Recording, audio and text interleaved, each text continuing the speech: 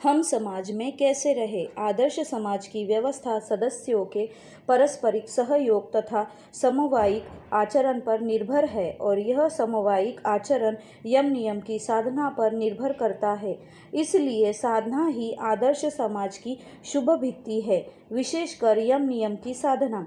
हमेशा देखा जाता है कि कोई व्यक्ति यम नियम विरोधी आचरण के फलस्वरूप विशेषकर बिना हिसाब किताब के खर्च के कारण ऋणग्रस्त हो जाता है तथा उसके परिणाम स्वरूप समाज के निकट जाकर कहता है कि मुझे बचाओ।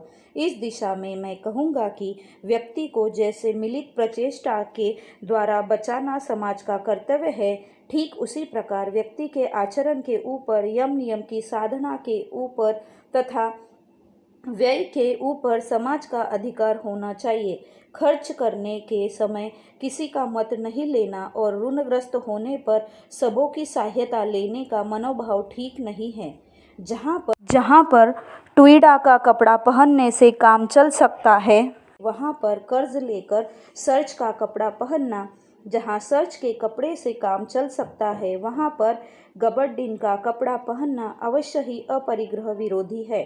सचमुच यह बात अपेक्षित है, अर्थात कभी गबर्डिन खरीदने का सामर्थ्य सर्वसाधारण को हो जाए तो वह अपरिग्रह विरोधी नहीं होगा। ठीक उसी प्रकार पुष्टिकर तथा व्यय बाहुल्य वर्जित भोजन करना होगा। कर्ज से लोगों को खिलाने का अभ्यास छोड़ना होगा। इसीलिए व्यक्तिगत आचरण तथा व्यय के ऊपर समाज का अधिकार होना नितांत आवश्यक है। इसलिए प्रत्येक आनंद मार्गी को अन्य आनंद मार्गी के यम नियम विरोधी आचरण देखने से अवस्थानुयायी मधुर वचन या कठोरतम व्यवहार के द्वारा उसे इस प्रकार के आचरण से निवृत्त करने तथा इस प्रकार से समाज को मजबूत करना होगा। आज से मैं प्रत्येक आनंद मार्गी को निर्देश देता हूँ कि वह अन्य आनंद मार्गी के ऊपर यम नियम प्रतिपालन करने के लिए कठोर दृष्टि रखे तथा खुद भी दूसरे मार्गी का निर्देश ठंडे दिल से माने।